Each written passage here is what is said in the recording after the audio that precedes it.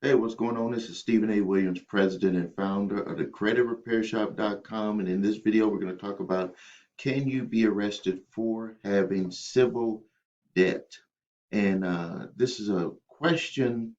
It just seems like there's a lot of gray areas in here when you're talking about getting arrested because of debt collections that you might owe. Can a debt collector actually ask for you to be arrested? And the answer is yes, and it varies from state to state on the limits on what they're allowed to do. But let's just break it down. The first thing I want to do, and this is from the ACLU, I want to make sure I give them credit. They did the research on this. Um, these are the states that currently, it can happen in every state, but that are currently very hot on debt collectors actually doing this to people. So I'm just going to hover over them. You can see that there's Texas. You can see that there's Arizona, California. We got Oregon. We got Washington State. We got Idaho. We have Utah. We have Colorado. We have Kansas. We have Nebraska, Minnesota, which I will talk about what Minnesota is really crazy about allowing debt collectors to get people arrested. We have Wisconsin, my state. We have Illinois. We got Missouri, Arkansas, Louisiana. We got Florida. We got Tennessee, Indiana, Michigan, Ohio, Pennsylvania, Maryland, and Massachusetts. Now, for you who might be saying, you can't get arrested because of this and that, that's not true. Steve's saying this on the video, and it's not true. This is directly from the ACLU, Americans with Civil Liberties Union, and they go out and they do stuff like this all the time, not just with debt, with anything that has to do with our civil liberties. And they did this research. They thought that it was enough of a problem to where they wanted to make it known. And this is actually from an article that was done, I believe, a couple of years ago. And it's even, I'm waiting for them to do an update on it now because it's really crazy. They had talked about people in some of these small towns over medical debt and payday loan debt as low as $200 getting arrested. And I'm going to go over the reasons why the courts are allowing them to do this because the debt collectors are making money and the courts are making money. So I hope that this right here established that it is happening, not just because I say so. This is a third party verification. Now, let's go into the search engines and let's just look at what is, how civil arrest warrants work. So it says here, and this is for Arizona, but it's basically the same for every state when they talk about it. Is civil arrest warrant is a court order in a non-criminal matter directed to any peace officer in the state to arrest an individual named in an order to bring such person before the issuing court. Now, here we go here. And this is what I believe most people think about when can you get arrested. But we got plenty of examples where even when they have the civil warrant, that they do arrest people and take them into jail. And I'm going to show you on the next page after this. But this is what I believe why there's a lot of confusion because it says here a civil warrant is not the same as a criminal warrant. Of course, it's not. It's called a civil warrant. A person will not be arrested because he has been served a civil warrant. If a person does not respond to a civil warrant, why do they say she? He or she will most certainly lose the civil case. Of course, that's how they get default judgments. The party who is served a civil case is called the defendant, of course. Now, to uh, break that down, in this probably wasn't the best one for me to choose, but to break it down, when these are the different ways that they've been bringing people in. If you get a default judgment against you and you do not answer how you're going to pay that default judgment, they will put a civil warrant out for your arrest. And this is what this here goes into right here. It says that what is a copious and or civil warrant. And it says that special types of apprehension orders that would be issued in a civil case when the subject fails on a repeated basis to comply with the judge's order. So now you're getting into what the judge has ordered rather than just a debt collector trying to come after you, because the judge believes, hey, I made this order, this is the ruling, and everyone needs to comply with my order. The way that you get around this here, and this is straight up from experience, not just me saying it like some type of theory, is that if you had a communication open with the debt collector once you've lost, you have communications with a debt collector even before you go to court, they cannot put these types of orders on you because you are communicating. This is basically done when, and this is what I wish that they would put here. Subject fails on a repeated basis to comply with the judge orders and uh, fails to open communication about the judge's order or about a civil matter that is in front of them. So now let's go to this here, what I found, and I just wanted to let me pull this down here. This is where, okay, so again, specifically what the ACLU found when it talks about people going to jail for not paying debt. And we're not talking about staying in jail, we're talking about going to jail, but there are ways that you can end up being in jail for a few days over this. And no one wants to go to jail for 1 minute. So if you live in a state that allows it, when you fail to follow a court's order to appear for a hearing, so this is even before a judgment is given, default judgment, or you showed up to court and they did a judgment against you. So this is before that they can actually say that you're in contempt of civil court. Right here, this states it right here, not from me.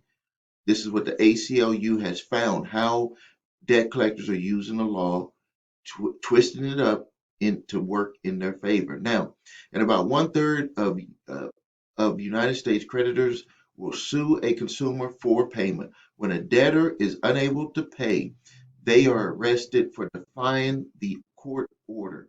Bail is usually set at the owed amount. Look, right here. Now, from experience, you're talking to someone that has experience with dealing with this type of stuff on both sides, with clients that I had and where I had a debt collector, in my past, debt collectors coming after me. And as long as the communication is open, they cannot go this far. But when you run from them, they can end up saying that you're in contempt. They've tried to communicate with you on several different ways, phone, mail, whatever, and you have not responded. So they can choose to go this route right here. Now, ACLU also found out that payday lenders pursue or threaten arrest if the consumer's payments check bounces, claiming intentional fraud. So they take this is like a loophole for them. uh, if you get them a check, something happened, you don't have all the money in there for any reason, something just happens, they can end up saying that you intentionally uh, had fraud, that you were not intending to pay, that you were intending to take the money from them and then write a check that was not going to be uh, good for the amount that it was supposed to be for. So they're using a loophole to be able to get people arrested and taken into court. And this is not funny. I've known of people having this type of issue before where they wrote a bad check and all of a sudden they had a speeding ticket or something and they got taken into court on that check. Now, the next one, Rent-to-own furniture companies may pursue an arrest if a consumer fails to pay or refuses to return the furniture.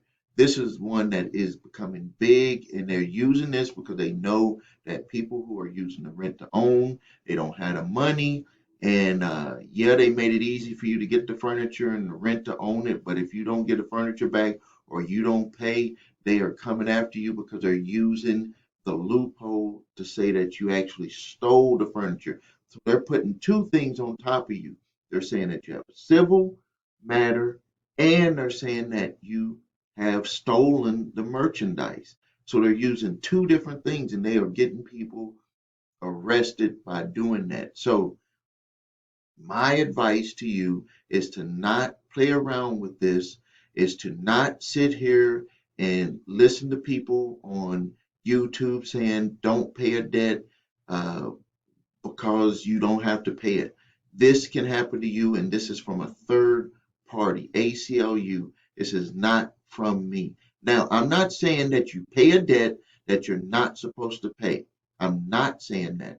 What I'm saying is that you should do a complete debt validation. You should do a cease and desist collection activities letter, which I'm giving you for free below this video. And the reasons why is you want to make sure that a debt collector has everything that's appropriate for them to be able to come after you, to even go to that stage of trying to have a judge come after you. The other thing is that um, if an original creditor is coming after you, you need to go at that, make that a priority, because an original creditor will have rights that a debt collector will not have the same rights on. Now, you might be saying, what if the original creditor hires a debt collector? That is just like the original creditor coming after you, because all they did is they just have a law firm or debt collector that's doing the processing and paperwork and taking you to court if they choose to do that.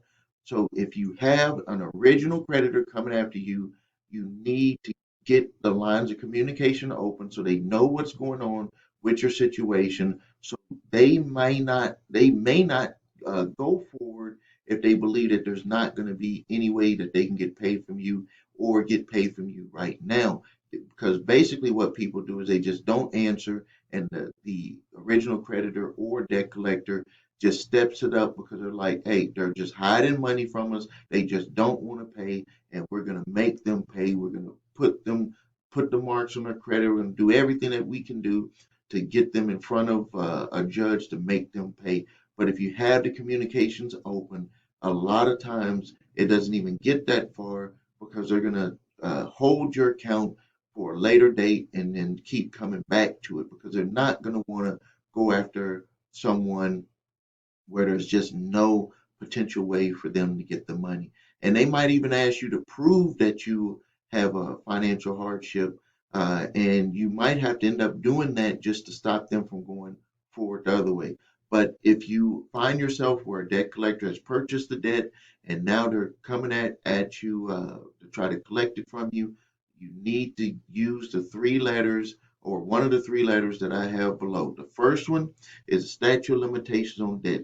Whenever you have a debt collector coming after you, you should always check the statute of limitations to make sure that they can come after you for that debt.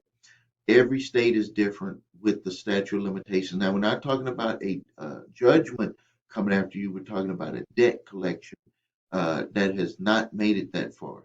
Check the statute of limitations. If it's past the legal statute of limitations, all you have to do is notify them that it's past that date. Be careful of talking to debt collectors that might say this, we're calling you about a time barred debt, because they'll say that word because they have to legally, by law, tell you that the debt is time barred. But a lot of people don't understand what that term means. That means that you do not have a legal obligation to pay the debt. They might try to say you have a moral obligation, but you don't have a legal obligation to pay a time barred debt.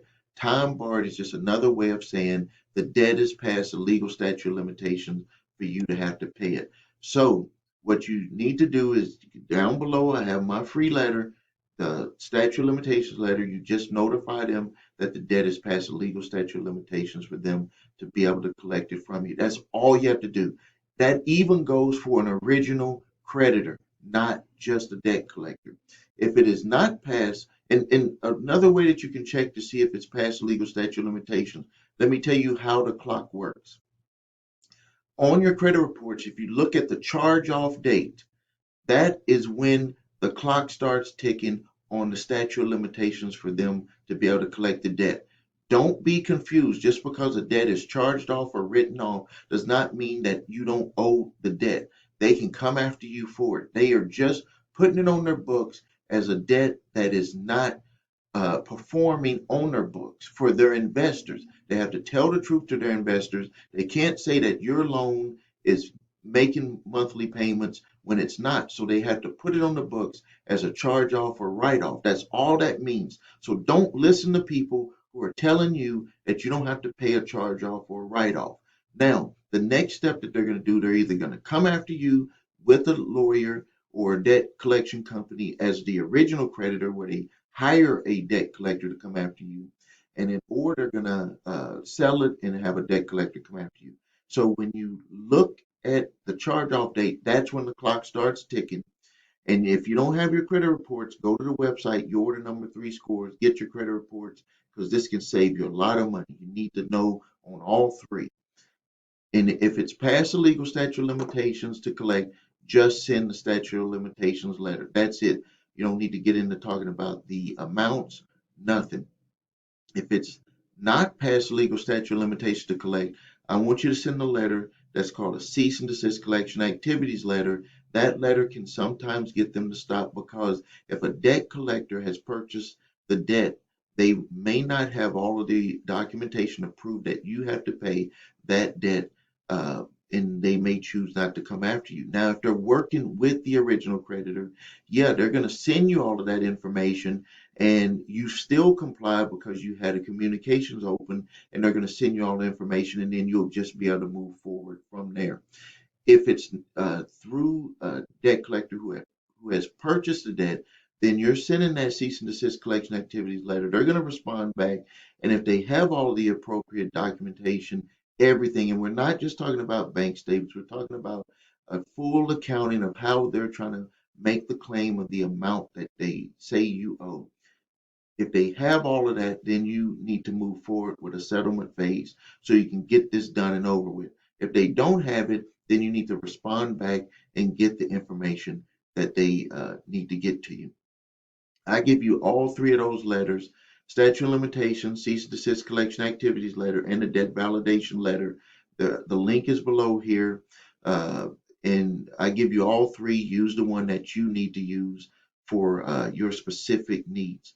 All right, I'm going to end the video here. If you need help with your credit, please visit us at thecreditrepairshop.com. Watch the video, What Makes Us Different. That's where I show you my 8-point validation process for repairing credit and my two-step phase settlement process for settling debt. We use them both in combination. If you like what you see, we invite you to become a client. We'll work very hard for you. But there's also links below for other services that we offer. If you have debt collectors trying to sue you in court, third-party debt collectors, we have a service for that. If you need your credit reports and scores, go to the website, yourorder3scores.com, and grab those reports. And if you decide to work with us, that also those reports will link in right with our software. All right, thank you for your time. This is Stephen A. Williams, President and Founder of thecreditrepairshop.com.